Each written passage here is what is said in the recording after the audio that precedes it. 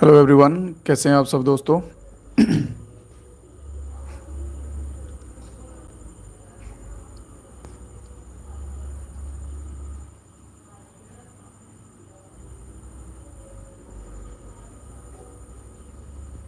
Hello hello. Hello everyone, कैसे हैं दोस्तों आप सब दोस्त। उम्मीद कर रहा हूँ सब बढ़िया होंगे। तो सबसे पहले मुझे बता दीजिए, आवाज़ वगैरह जो है वो क्लियर आ रही है आप सभी दोस्तों को। ओके। तो जो मॉडर्न हिस्ट्री के हमारे आगे क्वेश्चंस बचे थे उनको हम कवर करते हुए चलेंगे अपने सिलेबस की तरफ। ठीक है। तो आवाज़ वगैरह जो है वो क्लियर है। चलिए, तो स्टार्ट करते हैं अपने फर्स्ट क्वेश्चन से। तो रेडी हैं आप सभी दोस्त। सबसे पहले लाइक वगैरह कर दीजिएगा वीडियो को, और ट्राई कीजिए अपने दोस्तों के साथ भी शेयर वगैरह कर दीजिए जिनका एग्ज़ाम आने वाला है। ठीक है। तो फर्स्ट क्वेश्चन देखते हैं मॉडर्न हिस्ट्री का आज का क्या कहता है कि हिंदी इंग्लिश देखिए दोनों में लिखा रहेगा। ठीक है। जो कुछ इंग्लिश वाले हैं वो इंग्लिश में पढ़िएगा, जो भाई हिंदी में पढ़ते हैं वो हिंदी में पढ़िएगा। तो British government appoint an Indian statutory commission to be decided political future. This commission is also known as. देखिए, अगर तो आपको यहाँ पे पता होगा इन्होंने इंडियन स्टैट्यूटरी कमीशन कहा है, उसे इंडियन स्टैट्यूटरी कमीशन के भी नाम से भी जाना जाता है, जिसका क्या काम था कि इंडिया का जो पॉलिटिकल फ्यूचर था उसे डिसाइड करना था। उस कमीशन को हम दूसरे किस नाम से जानते हैं। ठीक है। तो इसका आंसर क्या रहेगा मेरे भाइयों? साइमन कमीशन रहेगा। कई बार तो साइमन कमीशन लिखा होता है सीधा सीधा और अगर साइमन कमीशन ना लिखा रहे तो इंडियन स्टैट्यूटरी कमीशन जो है आपको लिखा हुआ दिखेगा। ठीक है। तो इसका सही आंसर क्या रहेगा? Simon commission. तो बात करते हैं साइमन कमीशन के बारे में कि आया कब था। तो 1928 जो है बिल्कुल सही टाइम रहेगा। साइमन कमीशन जो है 1928 में जो है वो आया था। ठीक है। कौन से एक्ट के तहत इसको लाया गया था? 1919 का एक्ट था, और इसके बाद बोला गया था कि 10 साल के बाद आएगा, बट ये 1 साल पहले आ गया। ठीक है। 1928 में आ गया। इसमें क्या था कि स्टडी करनी थी कि कॉन्स्टिट्यूशनल रिफॉर्म्स के रिलेटेड, कॉन्स्टिट्यूशनल रिफॉर्म्स के रिलेटेड स्टडी करनी थी इसके रिलेटेड, इसमें साइमन कमीशन में। ठीक है। और इसका हेड कौन था? हेड कौन था? Headed by John Simon. Notes वगैरह सभी दोस्त बनाते जाइएगा, आपके लिए हेल्पफुल रहेंगे। डेफिनेटली रिजल्ट्स आपको अच्छे देखने को मिलेंगे उससे। ठीक है। बट ये जो कमीशन है, साइमन कमीशन जो है, ये चल नहीं पाया था। क्यों? क्योंकि उस पार्लियामेंट में कोई भी इंडियन नहीं था, जिसकी वजह से इंडियंस ने जो है अपनी इंसल्ट फील की और इसका जो है वो आप कह सकते हैं विरोध करना शुरू कर दिया था। ठीक है। कौन सा कमीशन? इंडियन स्टैट्यूटरी कमीशन कह लीजिए या फिर इंडियन साइमन कमीशन कह लीजिए, जो कि 1928 में आया था। इसके सिवा एक और इंपॉर्टेंट बनता है क्रिस्प मिशन, यहाँ पे लिखा गया है। इसकी डेट लिख लीजिए फिलहाल तो 1942। क्रिस्प मिशन कब आया था? 1942 में आया था क्रिस्प मिशन। बढ़ते हैं अपने नेक्स्ट क्वेश्चन की ओर। The Nehru report was present at all parties conference held at Lucknow in which year. Nehru ने जो नेहरू रिपोर्ट नाम से एक पत्र है, ठीक है, जो आता है, वो लखनऊ में आयोजित किया गया था, सम्मेलन प्रस्तुत की गई थी। वो किस वर्ष में जो है नेहरू रिपोर्ट सामने की थी? नेहरू रिपोर्ट किस वर्ष में जो है वो सामने आई थी? ठीक है। तो जल्दी से आंसर सभी दोस्त देते जाएंगे। नेहरू रिपोर्ट का सबसे पहले अगर हम बात कर ले, थोड़ा सा एक्सप्लेन करें इसको कि इसका मतलब क्या था। इसका मीनिंग था नेहरू रिपोर्ट का कि हमें एक फेडरल गवर्नमेंट जो है वो बनानी है, बट बहुत सारे दलों ने, अलग अलग ने इसको जो है एक्सेप्ट नहीं किया था नेहरू रिपोर्ट को, जिस वजह से वो रिजेक्ट हो गई थी। तो बात करते हैं कब आई थी, तो लिख लीजिए मेरे भाइयों, 15 अगस्त 1928 को जो है नेहरू रिपोर्ट आई थी। ठीक है। शिवालय गुप्ता, विलाल, अभी वर्मा, वेलकम है आप सभी दोस्तों का स्ट्रीम में। सर जी अग्निवीर में नंबर आ गया है, थैंक यू सर, आपके चैनल पर पढ़ता था, थैंक यू सर। बहुत बहुत कॉन्ग्रेचुलेशंस मेरे भाई, बहुत बहुत मुबारक आप सभी को, और उन सभी बच्चों को भी जिनका सिलेक्शन हो गया है इंडियन आर्मी में, अग्निवीर में। ठीक है। तो आगे जो अभी आपका टास्क रहेंगे फिजिकल वगैरह, उनके लिए भी अच्छे से मेहनत कीजिए और फाइनल सिलेक्शन जो है वो लीजिए। और जिन भाइयों के नंबर नहीं आए हैं, किसी वजह से नहीं आ पाए हैं, घबराने की बात नहीं है। बस इतना समझ लीजिए कि कहीं ना कहीं कमी रह गई, जहाँ पे आपने आराम किया और दूसरे ने मेहनत की और दूसरा आपसे आगे निकल गया है। ठीक है। तो तैयारी कीजिएगा अब आने वाली नेक्स्ट रैली की। तो चलते हैं अपने अगले क्वेश्चन की तरफ। In which of the following year was the Muslim League formed. Muslim League जो है, ऑल इंडियन मुस्लिम लीग बोला जाता है ज़्यादातर। ठीक है। तो ये जो है ये किस वर्ष में फॉर्म्ड हुई थी, किस वर्ष में बनाई गई थी? क्लियर है। एक तो आ गया किस वर्ष में बनाई गई थी, तो 1906, ऑप्शन नंबर सी जहाँ पे हमारा सही रहेगा। और अगर बोला जाए कौन सी जगह पे, तो ढाका में। ढाका कहाँ पे है, किसी भाई को मालूम हो कि ढाका जो है वो किस कंट्री में आता है? अगर आप में से किसी को आंसर्स आते हो तो ट्राई कीजिए कि साथ साथ में कमेंट बॉक्स में आंसर देते जाएं। बिलाल मेरा भी हुआ है, हाँ बिलाल आपका तो मैसेज मैंने देख लिया था, बिलाल का भी हो चुका है सिलेक्शन, बहुत बहुत मुबारक आपको भी। ठीक है, तो ढाका जो है ये बांग्लादेश में रहेगा, कहाँ पे? बांग्लादेश में आएगा ढाका। क्लियर है? चलिए, इसमें जो है मुस्लिम लीग जो है आप कह सकते हैं इसको बनने के पीछे एक वजह और हो सकती है, क्योंकि उस टाइम पे जितने भी आप कह सकते हैं कि एक टाइप के हिंदू सपोर्टर थे वो कहाँ बिजी थे, वो थे बंगाल का जब पार्टीशन हुआ था 1905 में। कब हुआ था? 1905 में बंगाल का विभाजन हुआ था बाय कर्जन, तो वो वहाँ पे थे।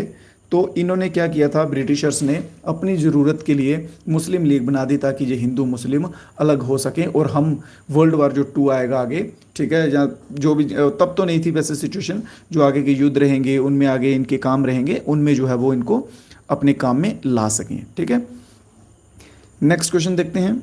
अगर किसी क्वेश्चन में कोई डाउट वगैरह रह जाए, कोई क्वेश्चन समझ ना आए तो डेफिनेटली कमेंट कर दीजिएगा, कमेंट बॉक्स में आपको आंसर्स जो हैं आपके क्वेश्चंस के मिल जाएंगे।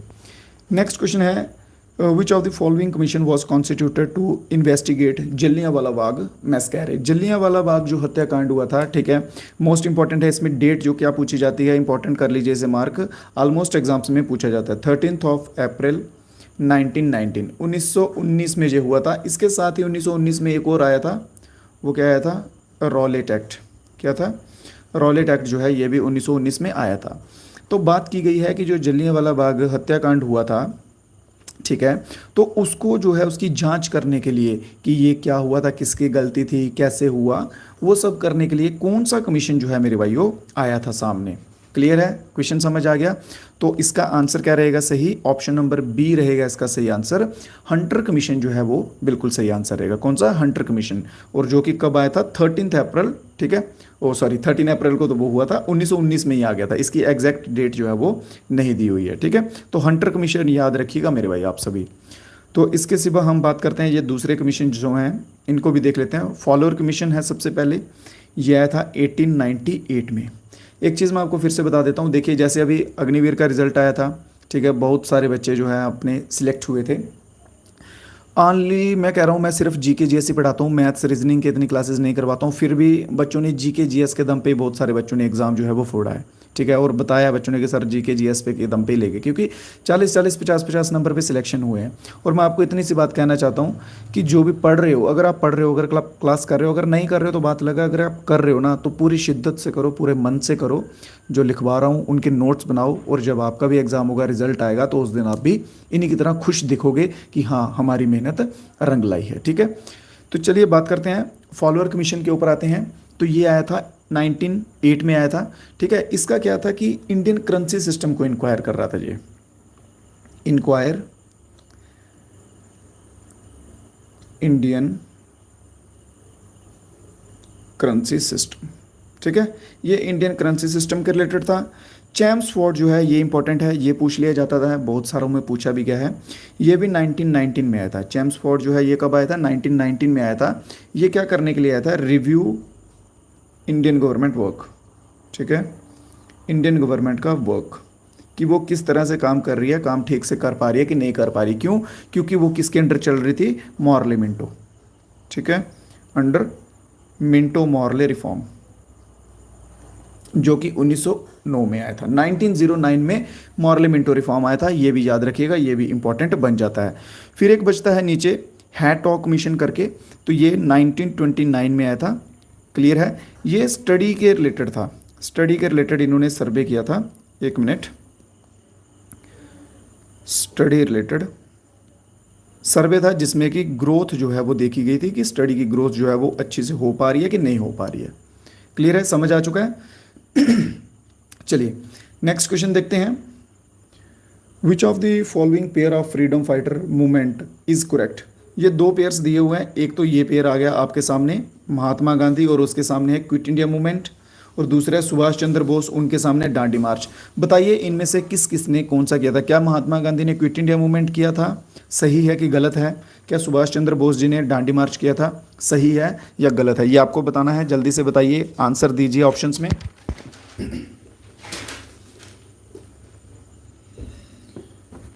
कमेंट बॉक्स आप सभी के लिए खुले हैं, सर सब क्लास आरपीएफ सिलेबस की तैयारी करवाओ। बिल्कुल मेरे भाई, पूरे अच्छे से जो है आपके एग्ज़ाम की तैयारी हो जाएगी, आप उसकी टेंशन बिल्कुल मत लीजिए। बस आपसे मैं एक ही चीज़ कहता हूँ कि अगर पढ़ रहे हो तो शिद्दत से पढ़ो, जी जान से पढ़ो, नोट्स अच्छे से बना लो, रिवीजन अच्छे से करो, ठीक है? हो जाएगा, यकीन रखो बस। तो इसमें हमारा सही आंसर क्या रहेगा? ऑप्शन नंबर ए जो है बिल्कुल सही रहेगा, क्योंकि महात्मा गांधी जो है वो क्विट इंडिया मूवमेंट से संबंधित है। क्विट इंडिया मूवमेंट भारत छोड़ो, ठीक है, भारत छोड़ो जो आंदोलन था वे महात्मा गांधी के द्वारा चलाया गया था। और बात करते हैं डांडी मार्च की, तो डांडी मार्च भी जो है वो महात्मा गांधी के द्वारा ही चलाया गया था, ठीक है? तो दूसरा जो गलत हो जाएगा, पहला जो है हमारा सही रहेगा। तो बात करते हैं क्विट इंडिया मूवमेंट की। सबसे पहले क्विट इंडिया मूवमेंट जो है ये कब आया था, ठीक है? तो 8 अगस्त 1942, 8 अगस्त 1942 को क्विट इंडिया मूवमेंट आया था। फिर दूसरा यहाँ पे डांडी मार्च है, डांडी मार्च है, तो डांडी मार्च मोस्ट इंपॉर्टेंट बन जाता है 12 मार्च, 12 मार्च 1930 को डांडी मार्च आया था। मॉडर्न हिस्ट्री की एक चीज़ आपको फिर से बता देता हूँ, मोस्ट इंपॉर्टेंट रहता है इसका रोल, ठीक है? ऑलमोस्ट आप कह सकते हैं, जहाँ कह सकते हैं कि सबसे ज़्यादा क्वेश्चंस अगर आपको कहीं से देखने से मिलते हैं तो मॉडर्न हिस्ट्री जो है वो उसमें बाजी मारती है, ठीक है? नेक्स्ट क्वेश्चन पे चलते हैं। क्वेश्चन क्लियर है? कोई क्वेश्चन में अगर डाउट रह जाए, कोई क्वेश्चन समझ ना आए तो डेफिनेटली बता दीजिएगा। बात करते हैं यहाँ पे, with reference to freedom struggle against the British which of the following event year is not correctly match. इसमें क्या किया गया है मेरे भाइयों, इसमें हमें क्या बताना है कि इनमें से जो कौन सा ईयर जो है वो इसके साथ मैच नहीं कर रहा है। जैसे गांधी इरविन पैक्ट जो है वो 1931, साइमन कमीशन पीछे आपको बताया है, चोरी चोरा कांड जिसकी वजह से नॉन कॉपरेशन मूवमेंट बंद करना पड़ा था, ठीक है? चलिए तो बताते हैं, सबसे पहले बात करते हैं चोरी चोरा से। तो चोरी चोरा कांड इन्होंने बोला है कि 1922 में हुआ था, क्या ये सही है? चोरी चोरा कांड 1922 में हुआ था, बिल्कुल सही है। चलिए इस पर टिक मार्क कर देते हैं। साइमन कमीशन जो है, अभी आपको पीछे मैंने फर्स्ट क्वेश्चन में आई थिंक बताया है, साइमन कमीशन बिल्कुल सही रहेगा, 1928 में आया था Simon commission. Gandhi Irwin pact जो है, गांधी इरविन समझौता जिसे हम कहते हैं मेरे भाइयों, ठीक है, तो ये 1931 में आया था, बिल्कुल सही आंसर रहेगा ये भी। कौन सा भी? 1931, ये भी बिल्कुल सही है। अब बात करते हैं कंप्लीट स्वराज की, जिसे हम पूर्ण स्वराज कहते हैं, तो ये 1926 नहीं रहेगा, ये गलत हो गया यहाँ पे। अगर 26 की जगह 1929 होता तो बिल्कुल सही रहता है, ठीक है? तो कौन सा आंसर सही रहेगा? इन्होंने बोला कि नॉट करेक्टली मैच, तो ऑप्शन नंबर ए मेरे भाई बिल्कुल सही रहेगा। कौन सा? ऑप्शन नंबर ए जो है इसका आंसर बिल्कुल सही रहेगा। क्लियर है यहाँ तक? किसी भाई को कोई डाउट तो नहीं? कंप्लीट स्वराज की बात कर ली जाए, पूर्ण स्वराज की बात कर ली जाए, तो ये आईएनसी इंडियन नेशनल कांग्रेस के द्वारा किया गया था, एट लाहौर में किया गया था। कहाँ किया गया था? लाहौर में जो है मेरे भाई किया गया था। बढ़ते हैं अपने नेक्स्ट क्वेश्चन की ओर। Which among the following statement is correct with reference to Cripps proposal of 1942। Cripps mission जो है उसके रिलेटेड हमें बताना है कि कौन सी स्टेटमेंट जो है इनमें सही है। चलिए सबसे पहले हम सभी स्टेटमेंट जो है वो पढ़ लेते हैं। फर्स्ट ऑफ ऑल, पहली स्टेटमेंट में उन्होंने क्या बोला है? It was sent to India to obtain Indian cooperation for British war efforts against US aggression. इन्होंने बोला कि क्रिस्प मिशन जो है वो भारत भेजने का एकमात्र ये कारण था कि जो यूएस यूनाइटेड स्टेट अमेरिका, ठीक है, उसके लिए अगेंस्ट जो वॉर चल रही थी उससे जो है प्रेशर हैंडल करने के लिए, या उसमें आप कह सकते हैं कि इंडियंस की हेल्प लेने के लिए। तो ऐसा कुछ तो था नहीं, यूएस के अगेंस्ट तो बार चल नहीं रही थी। 1942 में क्या था? वर्ल्ड वॉर 2 था, ठीक है? अगर यहाँ पे यूएस अग्रेशन की जगह वर्ल्ड वॉर 2 दिया होता तो हम इसे सही कह सकते थे। चलिए ये तो ऑप्शन जो है वो गलत हो गया। सेकंड देखते हैं, it offer to remove Wavell who was the viceroy during this period. इन्होंने बोला है कि वेवल जो है इस टाइम पीरियड में वाइसरॉय था और उसको हटाने की बात की गई थी। वेवल का टाइम पीरियड की बात की जाए मेरे भाइयों, तो इसका टाइम पीरियड था 1944 से 1947 तक का जो है वेवल का टाइम पीरियड था। और 1942 में यहाँ पे ऊपर लिख रहा हूँ, 1942 में कौन था? लिन लिथ गो, ठीक है, ये था वाइसरॉय। तो यहाँ से हम कह सकते हैं कि ये भी गलत हो गया, दूसरा भी ऑप्शन हम काट देते हैं। तीसरा जो है, it promise to provide complete independence and complete transfer of power once the war was over. तीसरे में कहते हैं कि हम जो है आपको क्या करेंगे? पूर्ण स्वराज दे देंगे, कंप्लीटली आपको इंडिपेंडेंस दे देंगे, हम छोड़ के चले जाएंगे, आपकी पावर्स आपके पास आ जाएंगी, कॉन्स्टिट्यूशन आप खुद हैंडल करोगे, सब आप हैंडल करोगे जब ये वॉर खत्म हो जाएगा। क्या ऐसा कभी अंग्रेजों ने कहा अपने मुंह से? ऐसा कभी नहीं कहा अंग्रेजों ने अपने मुंह से, ठीक है? तो ये जो ऑप्शन है ये भी हम एलिमिनेट कर देंगे। तो पीछे एक ही बचता है, ऑप्शन नंबर डी, तो यही हमारा आंसर होगा।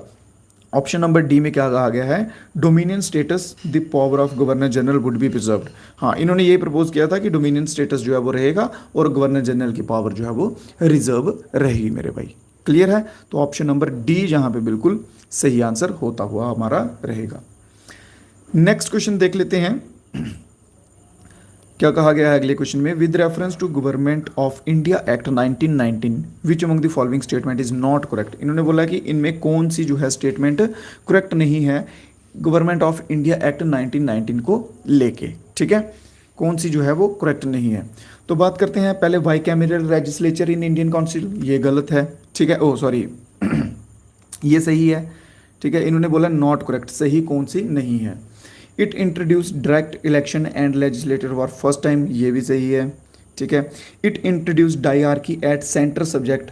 ठीक है, डायआर्की जहाँ आ गया ये गलत हो जाएगी। डायआर्की में क्या होता है कि ये एक टाइप की गवर्नमेंट होती है जहाँ जॉइंट रूल किया जाता है। ठीक है, जॉइंट रूल जैसे आप एग्जांपल के लिए कह सकते हैं, जैसे मान लीजिए कि गठबंधन बोलते हैं ना, गठबंधन वाली सरकार। ठीक है, वैसा आप कह सकते हैं। ठीक है, गठबंधन सरकार मतलब दो पार्टियां जो हैं वो रूल करती हैं एक जगह पे। तो ये जो है ये गलत हो जाएगा, ऐसा कुछ नहीं था। ठीक है, तो यही है हमारा ऑप्शन नंबर सी, बिल्कुल इसमें सही आंसर रहेगा। नेक्स्ट क्वेश्चन देखते हैं, who was the leader of the protest against Rowlatt act. Rowlatt act जो हुआ था उसमें जो प्रोटेस्ट किया गया था तो उसमें लीडर जो है वो कौन था, महात्मा गांधी, जवाहरलाल नेहरू, सुभाष चंद्र बोस या फिर बाल गंगाधर तिलक। तो कौन था उसमें लीडर, बात कर रहे हैं रॉलेट एक्ट की। जल्दी से आंसर आने दीजिए सभी दोस्त, इंपॉर्टेंट क्वेश्चन रहेंगे, नोट्स वगैरह जो है बनाते जाइएगा, हेल्पफुल रहेंगे आपके लिए। ठीक है, तो बात करते हैं, सबसे पहले ना आप एक चीज़ समझ लीजिए कि रॉलेट एक्ट था क्या। ऊपर ऊपर से पढ़ने का कोई फ़ायदा तो है नहीं, चीज़ों को समझेंगे तो और अच्छा रहेगा, क्योंकि सब्जेक्ट वाइज चल रहा है तो बेटर रहेगा। रॉलेट एक्ट की बात करते हैं, इसमें क्या था लिख लीजिए जल्दी से, अगर जो बच्चे नोट्स बना रहे हैं उनके लिए लिख रहा हूँ। पावर टू पुलिस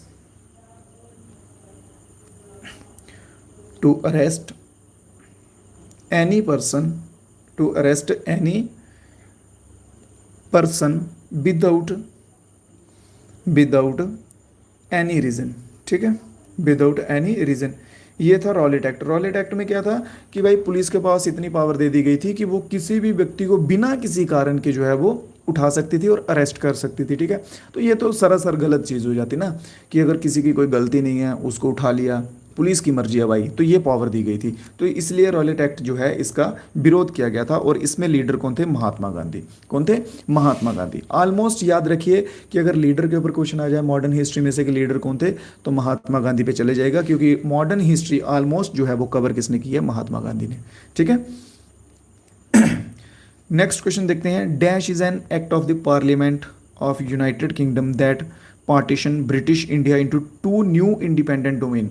इन्होंने बोला है कि कौन सा वह एक्ट है जिसमें यूनाइटेड किंगडम, यूके जो है, जो ब्रिटेन वाले हमारे ऊपर रूल कर रहे थे, उन्होंने भारत को दो नए आज़ाद या स्वतंत्र इलाकों में जो है वो डिवाइड कर दिया, इंडिया एंड पाकिस्तान।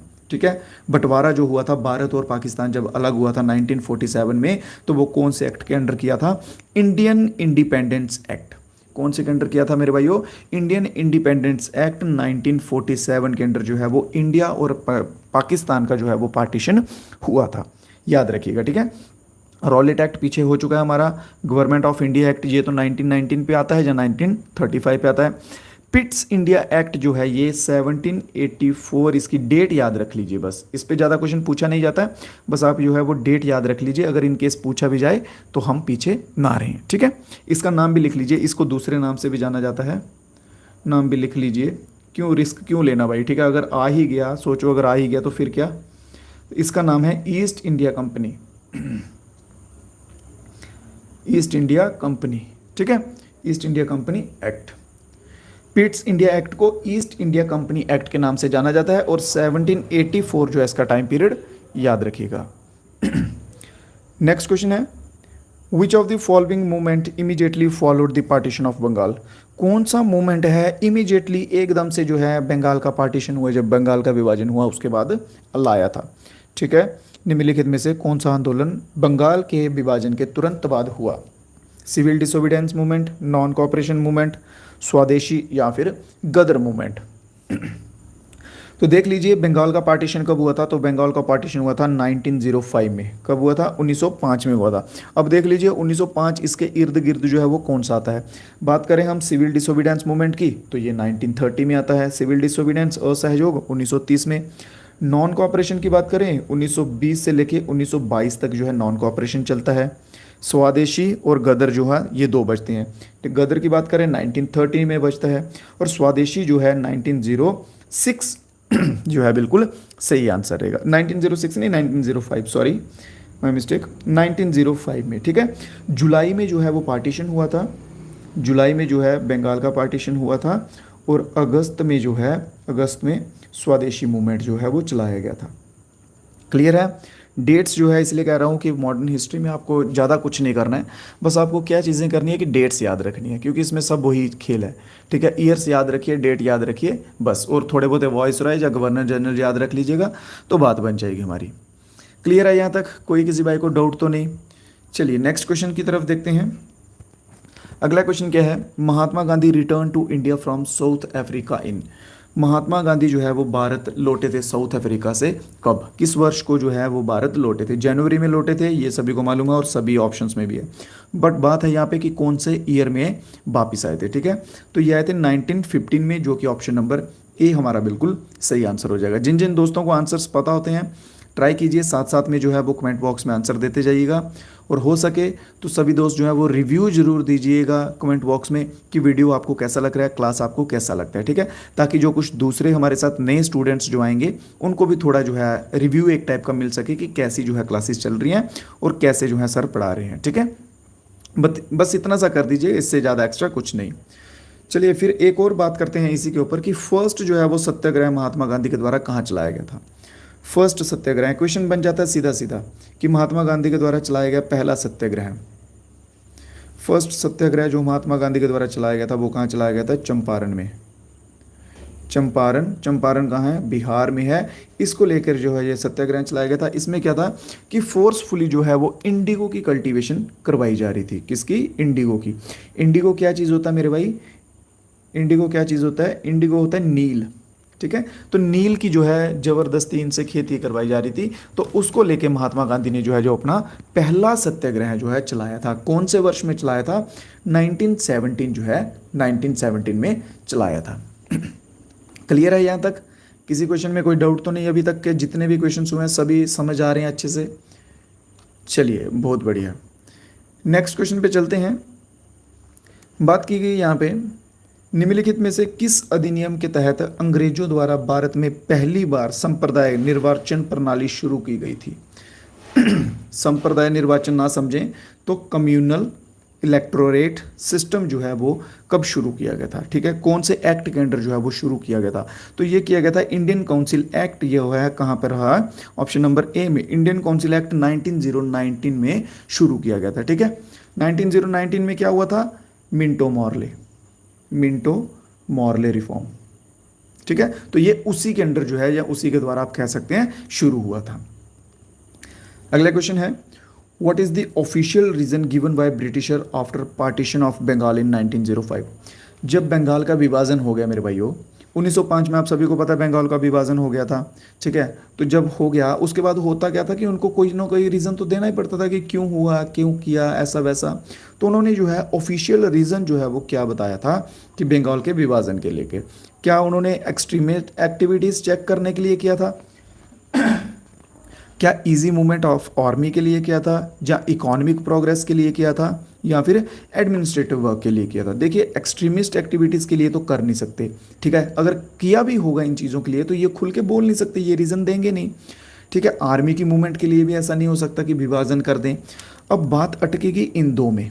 ठीक है, बात अटकेगी किन में? इन दो में, इकोनॉमिक प्रोग्रेस और एडमिनिस्ट्रेशन। तो बात कर ली जाए ब्रिटिशर्स की, उनको तो हमारी इकोनॉमी से कोई मतलब नहीं था, वो तो क्या कर रहे थे? इकोनॉमी लूट रहे थे। ठीक है, तो बात करते हैं उन्होंने ऑप्शन जो दिया, जो रीज़न दिया वो दिया एडमिनिस्ट्रेशन प्रोग्रेस के लिए रीज़न दिया। तो ऑप्शन नंबर डी जो है यहाँ पे सही हो जाएगा। अगला क्वेश्चन देखते हैं। Quit India movement was adopted by Indian national Congress. ठीक है, क्विट इंडिया मूवमेंट जो है 1942 में हुआ था। कब हुआ था? 1942 में हुआ था क्विट इंडिया मूवमेंट। ये किसके द्वारा जो है वो चलाया गया था और कौन सी जगह से शुरू किया गया था? आपको मैंने क्या बोला कि मॉडर्न हिस्ट्री के जितने कोई मूवमेंट्स हैं या कुछ भी रिफॉर्म्स हैं वो ऑलमोस्ट पे आप महात्मा गांधी के साथ जा सकते हैं, ठीक है, महात्मा गांधी के साथ जा सकते हैं। और महात्मा गांधी इसमें सही आंसर रहेगा और लोकेशन जो है वो रहेगी कौन सी? बॉम्बे, ठीक है, महात्मा गांधी ने किया था और बॉम्बे से शुरू किया था। तो ऑप्शन नंबर बी मेरे भाई यहाँ पे एकदम सही हो जाएगा। अगला क्वेश्चन देखते हैं। What was the primary demand of the home rule league movement? Home rule league movement थी क्या चीज़? सबसे पहले हम इसे समझते हैं। होम रूल लीग मूवमेंट क्या थी मेरे भाइयों कि इसमें क्या था कि सेल्फ गवर्नमेंट मांगते थे। क्या करते थे? सेल्फ गवर्नमेंट, ठीक है। होम रूल लीग में सेल्फ गवर्नमेंट की जो है वो डिमांड की गई थी कि हम भाई अपनी जो गवर्नमेंट है वो खुद चलाएंगे। इसके ऊपर क्वेश्चन बन जाता है कि दो जो है टू होम रूल बन गए थे, ठीक है, टू होम रूल लीग बन गई थी, होम रूल बन गए थे। एक जो है एक बनाया था एनी बेसेंट ने सबसे पहले, ठीक है, और दूसरा बनाया था लोकमान्य तिलक ने। दूसरा किसने बनाया था? लोकमान्य तिलक के द्वारा जो है ये बना था, ठीक है। चलिए तो अब देखते हैं हम इसमें ऑप्शंस के कि इसमें क्या था कि complete independence from British rule, ठीक है, क्या ऐसा कहा गया था होम रूल में कि कंप्लीट इंडिपेंडेंस चाहिए ब्रिटिश रूल से? नहीं। Dominion status within the British empire, dominion status चाहिए था इनको। बोलते थे कि ब्रिटिश एम्पायर ही कर रखो अपना, चाहे राज तुम ही करो, पर हमें हमारा डोमिनियन स्टेटस दो, हमें हमारा हक दो, हम अपनी सरकार जो है वो खुद चलाएंगे। क्योंकि तुम हमारे बारे में क्या ही अच्छा कर लोगे भाई, तुम बाहर के लोग हो, तुम हम लोगों को कुछ समझते नहीं, उल्टा तुम हमें नीच बोलते हो, तो तुम हमारे भले के लिए क्या करोगे? तो इसलिए हमें अपने लोग जो है गवर्नमेंट में बिठाने पड़ेंगे जो हमारे लोगों के लिए सोचेंगे, ठीक है। तो option number B dominion status जो है जो चाहते थे, और इसी को डोमिनियन स्टेटस को बोला गया था कि ये कंप्लीट इंडिपेंडेंस पाने का एक पहला मूल मंत्र है। बात करते हैं नेक्स्ट क्वेश्चन की। Who among the following event took place immediately before the massacre of Jallianwala Bagh? Jallianwala Bagh हत्याकांड जो हुआ था उसके एकदम से पहले, जहां आप कह सकते हैं अचानक पहले, कौन सी मूवमेंट जो है वो इनमें से हुई थी? चलिए कोई बात नहीं, आपको मैंने क्या बोला था कि डेट्स याद रखिए तो सब हो जाएगा। मान लीजिए आपको नहीं भी पता, फिर भी हम ट्राई करते हैं। रॉलेट एक्ट की बात करते हैं। जलियांवाला बाग, जलियांवाला बाग कब हुआ था? 1919 में हुआ था ना, जुलाई में हुआ था, ठीक है, जुलाई में हुआ था 1919 में, ठीक है। फिर इसके बाद देखिए ऑप्शन से देख लीजिए। मॉर्ले मिंटो रिफॉर्म आप सभी को मालूम है 1909, ठीक है। मान लीजिए एल्बर्ट विल आपको नहीं मालूम। गांधी इरविन पैक्ट आपको पीछे बताया 1931 में, ठीक है। रॉलेट एक्ट कब आया था? 1919 में। क्या बताया? 1919 में रॉलेट एक्ट भी आया था, ठीक है। तो ये जो एल्बर्ट वाला है, एल्बर्ट विल है, ये 18 सेंचुरी में आया था, ठीक है, 1883 में आया था ये। तो अब खुद देख लीजिए कि जलियांवाला बाग जो है उसके आसपास जो है वो कौन सा ऑप्शन टिक रहा है, ठीक है। तो पासेज ऑफ रॉलेट एक्ट 1919 जो है बिल्कुल सही रहेगा कि रॉलेट एक्ट जो है ये पास किया गया था। तो ऑप्शन नंबर ए मेरे भाई बिल्कुल सही रहेगा। ये वो तरीका है कि जिसमें अगर आपको आंसर्स नहीं भी पता है, मान लिया कि आपको इसमें आंसर नहीं पता था बट आपको डेट पता थे, तो आपने डेट्स लिख लिए। अब आपने देख लिया कि हाँ भाई जलियांवाला बाग तो 1919 में होता, तो यहाँ पे रॉलेट एक्ट वाला ऑप्शन ही लग रहा है, क्योंकि इन्होंने बोला इमीडिएट पहले उससे, एकदम पहले उससे कौन सा हुआ था, तो 1919 ही आएगा। तो ऑप्शन नंबर ए को यहाँ हम एलिमिनेट कर सकते थे। अगला क्वेश्चन देखते हैं मेरे भाइयों। इंडियन नेशनल कांग्रेस जो है उसका गठन कब हुआ था, फाउंड कब की गई थी? Indian national Congress founded in कौन से वर्ष में हुई थी? तो 1885 में हुई थी। बात कर ली जाए फाउंडर की, फाउंडर कौन है भाई? इंडियन नेशनल कांग्रेस के फाउंडर कौन है? क्या राहुल गांधी इंडियन नेशनल कांग्रेस के फाउंडर हैं? सोनिया गांधी है, जवाहरलाल नेहरू हैं, महात्मा गांधी हैं, कौन है? किसी भाई को आंसर पता हो तो जल्दी से बताइए। इंडियन नेशनल कांग्रेस के फाउंडर जो है वो कौन है? क्या है कोई ऐसा जिसको पता हो? चलिए मैं लिखता हूँ नाम, एलन ऑक्टेवियन ह्यूमे, ठीक है। ज़्यादातर ऐसे लिखा होता है, ए ओ ह्यूमे करके लिखा होता है, ठीक है। ये जो है ये फाउंडर हैं इंडियन नेशनल कांग्रेस के। तो बात करते हैं फर्स्ट प्रेसिडेंट की कि भाई आईएनसी का फर्स्ट प्रेसिडेंट कौन था? फर्स्ट प्रेसिडेंट कौन था? बोमेश चंद्र, ठीक है, उमेश चंद्र बनर्जी जो है ये फर्स्ट क्या था? प्रेसिडेंट था इंडियन नेशनल कांग्रेस का। क्लियर है यहाँ तक? चलिए अगला क्वेश्चन देखते हैं। Who did not accompany Mahatma Gandhi when he went to Champaran in 1917? Mahatma Gandhi ने जब अपना पहला सत्याग्रह शुरू किया था चंपारण वाला, ठीक है, चंपारण वाला महात्मा गांधी ने जब पहला सत्याग्रह शुरू किया था, उसमें किसने कंपनी देने से मना कर दिया था कि भाई हम आपके साथ नहीं आएंगे? ठीक है, 1947 की बात की जा रही है। जल्दी से आंसर बताएंगे।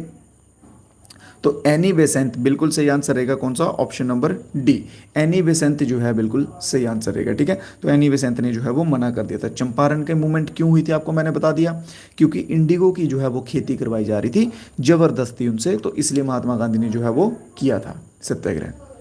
चलिए नेक्स्ट क्वेश्चन, लखनऊ पैक्ट के बाद बात की जा रही है कि लखनऊ पैक्ट जो है, लखनऊ समझौता जो है वो किस किस के बीच में हुआ था? लखनऊ समझौता किस किस के बीच में हुआ था? क्वेश्चन नंबर 48 देखिए जल्दी से। तो ये हुआ था इंडियन नेशनल कांग्रेस और मुस्लिम लीग के बीच में। इंडियन नेशनल कांग्रेस मुस्लिम लीग, ऑप्शन नंबर सी यहाँ पे बिल्कुल सही रहेगा। इंडियन नेशनल कांग्रेस और मुस्लिम लीग के बीच में हुआ था 1916 में। लखनऊ पैक्ट कब हुआ था? 1916 में हुआ था। इंडियन नेशनल कांग्रेस और मुस्लिम लीग के बीच में हुआ था। तो ऑप्शन नंबर कौन सा रहेगा? ऑप्शन नंबर सी यहाँ पे बिल्कुल सही हो जाएगा। नेक्स्ट क्वेश्चन है, Mahatma Gandhi participated in the second round table conference after. Mahatma Gandhi ने जो है वो सेकंड राउंड टेबल कॉन्फ्रेंस में पार्ट लिया था, आपको पता है। एकमात्र सेकंड राउंड टेबल कॉन्फ्रेंस ही थी जिसमें महात्मा गांधी ने पार्टिसिपेशन लिया था, बाकी और किसी में नहीं लिया था। तो इन्होंने बोला है कि किसके बाद लिया था। आफ्टर यहाँ पे वर्ड देखिए, आप सभी देख पा रहे हैं, आफ्टर मेंशन किया गया है। तो चलिए जल्दी से हम ऑप्शंस पढ़ लेते हैं। हमें पता है कि भाई सेकंड जो है वो कब हुई थी। जल्दी से कोई बच्चा डेट बताएगा कि सेकंड जो है राउंड टेबल कॉन्फ्रेंस कब हुई थी? जल्दी से किसी बच्चे को मालूम हो? चलिए तो मैं तब तक आगे क्वेश्चन एक्सप्लेन करता हूं। तो पढ़ता हूं, ऑप्शन नंबर 1 की बात करते हैं। Signing the Gandhi Irwin pact of 1931। क्या गांधी इरविन पैक्ट जो समझौता हुआ था उसको साइन करने के बाद जो है वो सेकंड राउंड टेबल कॉन्फ्रेंस की थी? ठीक है, ओ सॉरी, इसके बाद गांधी इरविन पैक्ट किया था। ठीक है, फिर दूसरा ऑप्शन है refusing to hold direct talk with Muslim League. क्या उन्होंने मुस्लिम लीग के साथ डायरेक्ट टॉक करने से मना कर दिया था, सीधी बात करने से? बीइंग परमिटेड बाय कांग्रेस, क्या वो कांग्रेस के द्वारा परमिट किए गए थे? Receiving assurance that independence was fast coming, की वो इंश्योर कर रहे थे कि आज़ादी जो है हमें बड़ी जल्दी मिल जाएगी। ठीक है, तो बात करते हैं महात्मा गांधी ने सेकेंड राउंड टेबल कॉन्फ्रेंस में पार्टिसिपेट किया किसके बाद? गांधी इरविन पैक्ट जो समझौता हुआ था 1931 में, उसके बाद। ठीक है, 1931 में किया था, उसके बाद किया था। तो कौन सा ऑप्शन रहेगा? ऑप्शन नंबर ए जो है बिल्कुल सही रहेगा। कौन सा ऑप्शन है मेरे भाई? Option number A. तो बात करते हैं आज की क्लास के लास्ट क्वेश्चन की। तो जल्दी से सभी दोस्त आंसर दीजिएगा। Who were the prime accused in assembly bomb case that took place in 1929। देखिए 1929 में दिल्ली में एक बॉम्ब केस हुआ था, असेंबली में बॉम्ब फोड़ा गया था। ठीक है, तो उसके लिए मेन एक्यूज जो है वो किसे ठहराया गया था कि किसने जो है ये काम किया है? ठीक है, जल्दी से उधम सिंह और मंगल पांडे की बात कर ली जाए। मंगल पांडे तो आपके आ जाएंगे रिवॉल्ट 1857 के साथ, रिवॉल्ट 1857 के साथ आ जाएंगे। इन्होंने वहाँ पे उनके एक मिलिट्री वाले को मारा था, ठीक है, ब्रिटिशर्स के। उधम सिंह की बात कर ली जाए, इसने मारा था, उधम सिंह ने मारा था डायर को, जनरल डायर को मारा था, जिसने जलियांवाला बाग हत्याकांड किया था। ठीक है, ऑप्शन नंबर सेकंड देखते हैं, सूर्य सेन और राम प्रसाद। सूर्य सेन और राम प्रसाद जो है ये चित्तगांव आर्मरी रेड से संबंधित है। ठीक है, आर्मरी रेड की बात होती तो ये दोनों वहाँ पे थे। ठीक है, भगत सिंह और बाटुकेश्वर दत्त जो है ये हमारा बिल्कुल सही आंसर रहेगा, option number C. Bhagat Singh और बाटुकेश्वर ने इन्होंने असेंबली में जो है वो बॉम्ब फोड़ा था। ठीक है, इनका कुछ नारा था कि बहरे कानों को सुनाई देने के लिए ऐसा धमाका चाहिए होता है, मुझे एग्जैक्ट याद नहीं है, ऐसा कुछ इसके रिलेटेड था। ऑप्शन नंबर डी देख लेते हैं, राम प्रसाद और अशफाकुल्ला। ठीक है, इनका नाम अगर आएगा तो ककोकारी से आएगा, ककोरी कॉन्स्पिरेसी से आएगा। ठीक है, क्लियर? तो आंसर इसमें कौन सा रहेगा हमारा? ऑप्शन नंबर सी जो है इसमें हमारा आंसर रहेगा। क्लियर है दोस्तों? तो आज की क्लास के जो क्वेश्चंस थे हमारे, आज की क्लास के क्वेश्चंस खत्म हो चुके हैं। अगर किसी भाई को कोई डाउट बचा हो, कोई क्वेरी हो तो बता दीजिए। उससे पहले छोटी सी मेरी एक रिक्वेस्ट सुन लीजिए सभी दोस्त। क्लास करते हैं आप सभी दोस्त, ट्राई कीजिए कि कमेंट बॉक्स में जो है वो आंसर देने की।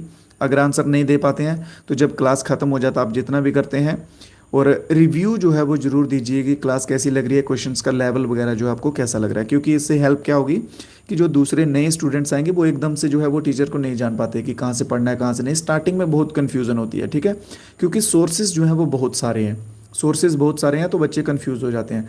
तो इसलिए ट्राई किया करिए कि कमेंट बॉक्स में रिव्यूज़ दे दीजिएगा कि क्लासेस कैसी लग रही हैं आपको, अच्छी लग रही हैं तो अच्छा लिखिए, बुरी लग रही हैं बुरा लिखिए, जैसी आपको लग रही है, ठीक है। आप फ्रीली लिख सकते हैं, कोई इशू नहीं है उसमें। और ट्राई कीजिए करिए साथ में क्लास को लाइक वगैरह करें, और जो कुछ नए भाई हमारे साथ जुड़ते हैं वो चैनल को सब्सक्राइब भी कर लें।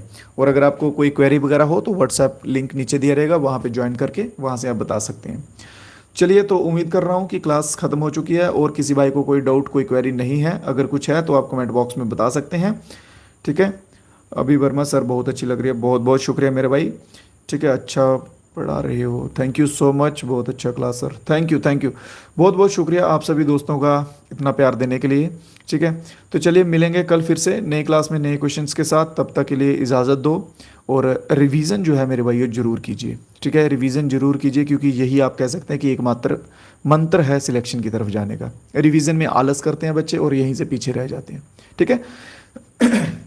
चलिए मेरे भाइयों, दो इजाज़त, मिलेंगे कल फिर से नई क्लास में नए क्वेश्चंस के साथ, तब तक के लिए जय हिंद जय भारत।